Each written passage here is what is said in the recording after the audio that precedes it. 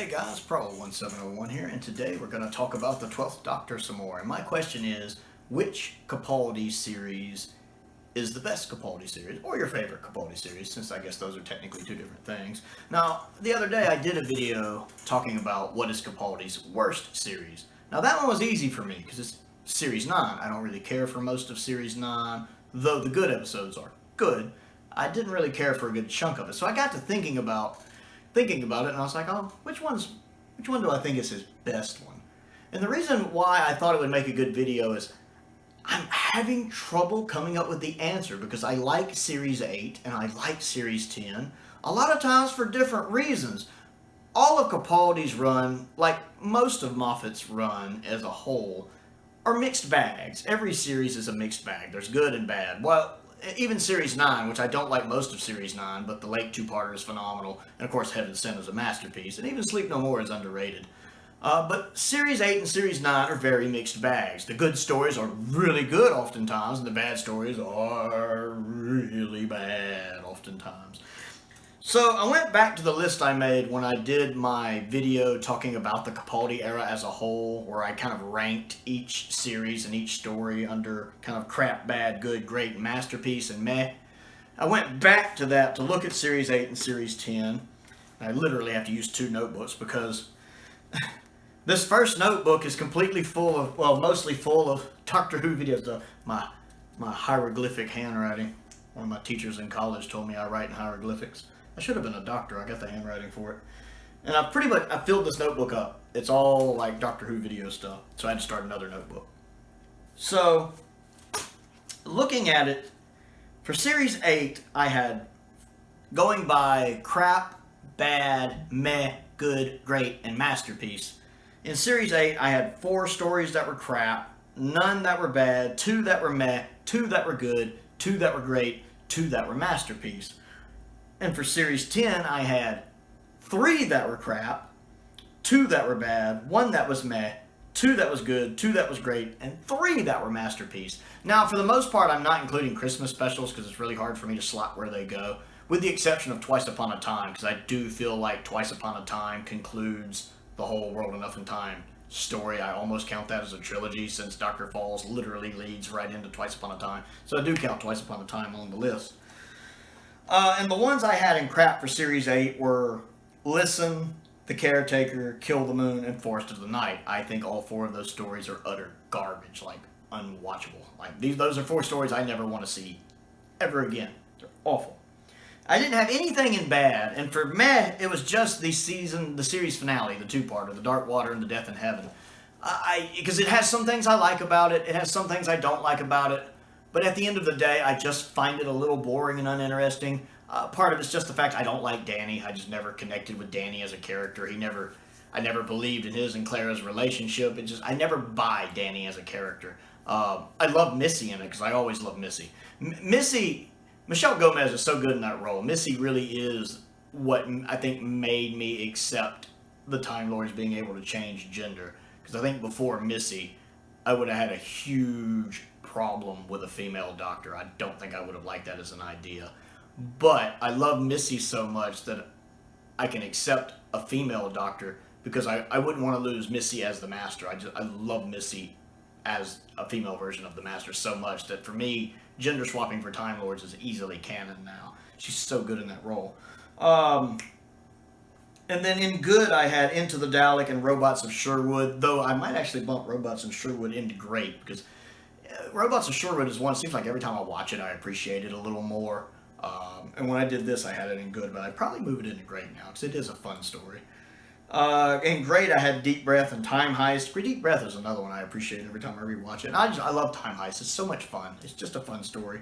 And then for Masterpiece, I had Mummy on the Orient Express and Flatline, because those stories are phenomenal. Those, to me, are like the anchors for the series. And it's interesting they're back-to-back. I just love those. Like, when I start thinking, well, maybe Series 10 is my favorite, I think about these 2 stories, and I'm like, because, like, Series 10 gets a huge bump up because I love the 12th Doctor in that one better. I mean, I like Capaldi always. Capaldi is one of the best actors to ever play the Doctor, period. But I don't connect with the darker, more serious doctors like the 12th Doctor or the 1st Doctor or the 6th Doctor, that kind of arrogant attitude.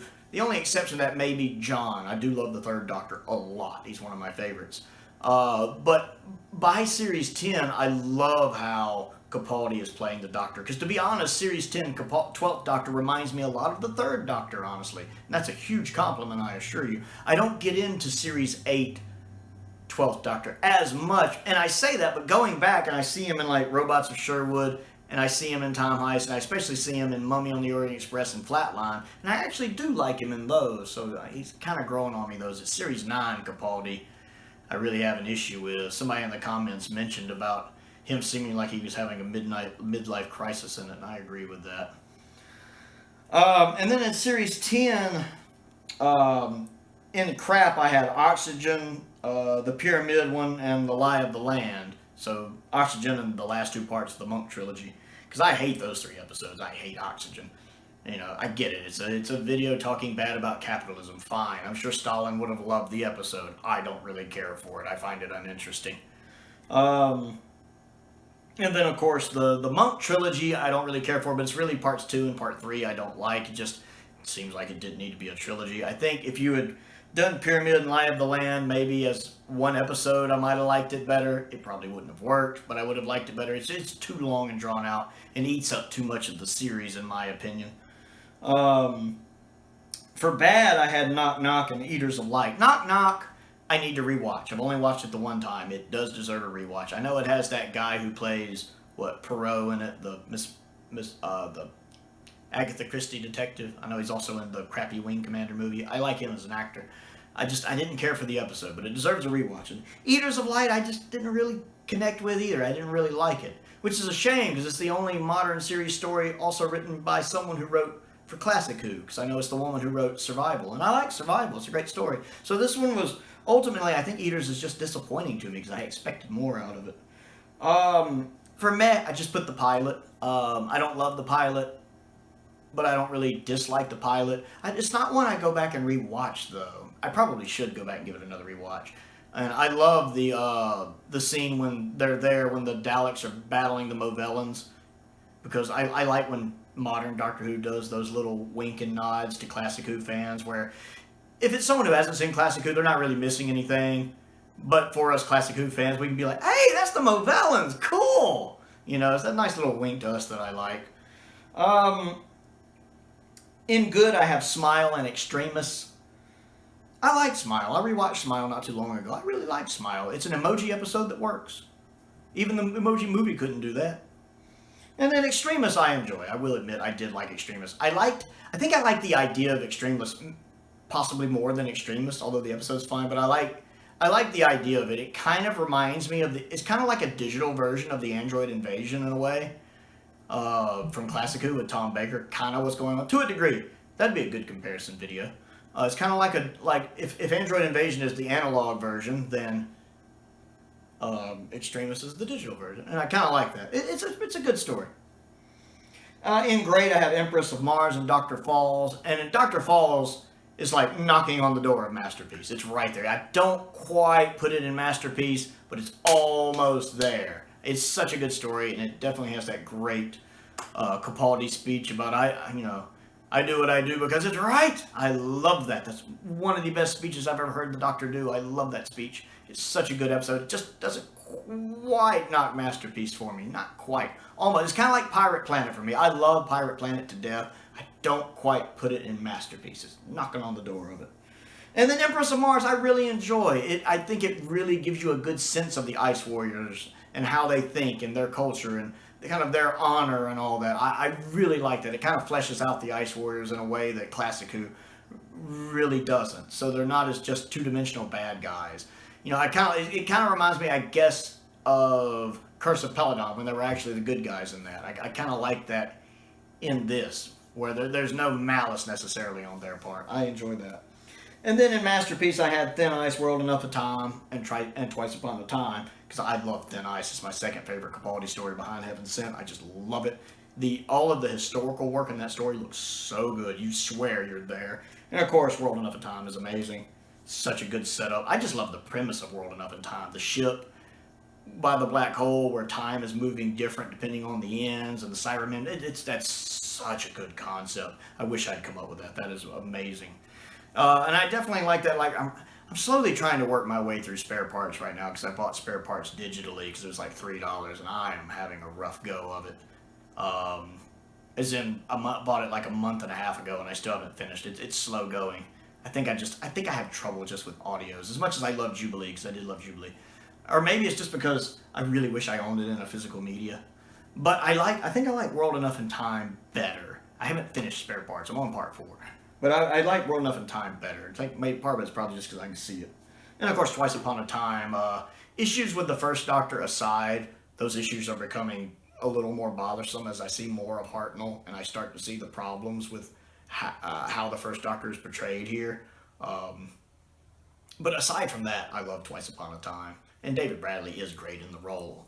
I actually have a video for the First Doctor I'm working on mentally now that I want to do. So hopefully soon.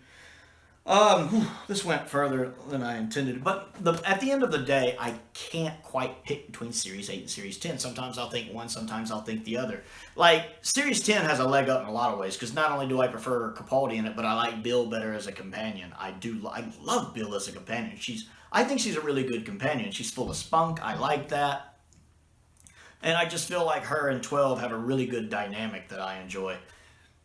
Whereas, again, I don't really like Capaldi with Clara. Though they actually do have a lot of good episodes in Series 8 together. I really like them together in Robots of Sherwood. I really like them together in Time Heist. I like them together in Mummy on the Orient Express and Flatline. So they actually do click for me with a lot of the episodes I like is because one of the reasons is because they do click really well. So yeah, I can't make up my mind between Series 10 and Series 8. I have no definite answer for you. But I was curious to give you my explanation for why I was having problems with that, and to ask you what series do you think is Capaldi's best between 8, 9, and 10. So comment down below and let me know. Other things to do, click the like button, click the subscribe button, click the bell for notifications so you never miss out on another video. I am trying to grow the channel to 1,000 subscribers. That's my goal now. We are over 600 at this point. I certainly appreciate that. It's been really interesting to watch the channel grow this year, as I've really dedicated myself to the channel this year, trying to do a video every day. That's always my goal. I like to do a video every day. Although if I ever did, just for some reason wear down, I'm sure I could take a day off and it'll be fine. But I like putting out a video every day. Doctor Who is such a big franchise, a long-running franchise, that it's pretty easy to put out a video every day, in my opinion, at least at the moment. I also have a Patreon if you would like to contribute to that. There is a link to that down in the description below. I want to give a shout out to my newest patron, Alice Collins. Alice Collins. She joined at the Hartnell level recently. Very nice to have you join. I certainly appreciate that. Watch out for any white rabbits that are running late. You don't want to follow them, trust me. I also want to give a shout out to the 5th Doctor, who is a top tier patron, my first top tier patron. A very special thank you to you, and a thank you to all of my other patrons as well. It's been really interesting watching the Patreon grow, and I really appreciate every single one of you, either at the entry level to $2 or the top tier level of $20 or anywhere in between. It really makes my day just knowing that there are people that want to, contribute a little bit of money just because they enjoy listening to me talk about Doctor Who. That's an amazing feeling. It's really an amazing feeling. It makes my day. All of the money I get from my Patreon goes into my house fund. I'm saving up for a house, which is coming along really well. I live in a 544 square foot apartment at the moment. It's too small with all these collectibles. It's just me here, but it's so small with all my collectibles. So I'm looking forward to trying to pick up a nice house next year. I'm really excited about that. Also, I'm trying to remember, there should be some more polls coming up soon. I haven't put them up yet. They'll probably be up by the time this video goes live. So check that out, whichever poll I've got going. I know I just had a couple close, and the results for those should be coming up soon. But check that out if you would. Most importantly, though, thank you for watching.